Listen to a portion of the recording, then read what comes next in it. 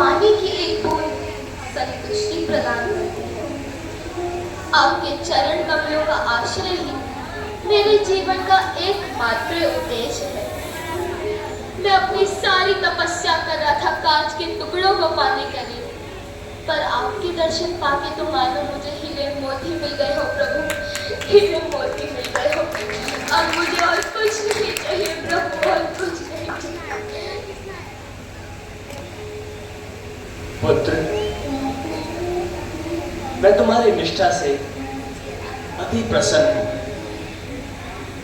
तुमने इतनी कठोर तपस्या करके ये साबित किया है कि आने वाले युग युगों में तुमने साबित किया है कि कोई भी यदि भगवान को पाना चाहे तो किसी भी आयु में भगवान की प्राप्ति कर सकता है। जो तो तुम्हें तुम्हारे कठोर तपस्या के परिणाम स्वरूप उसका परिणाम अवश्य मिलेगा।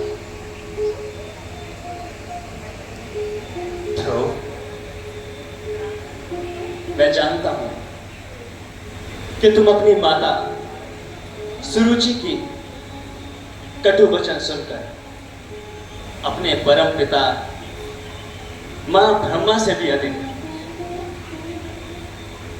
बड़ा राज्य चाहते थे, किंतु ध्रुव,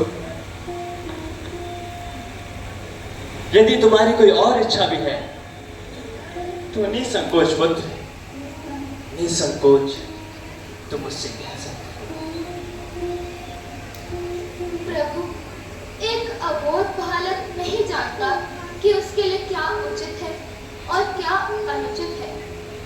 मैंने जो इच्छा करी है मैं उसके लिए लज्जित हूँ प्रभु, उसके लिए लज्जित हूँ। कृपया कर मुझे माफ करें प्रभु, मुझे माफ करें।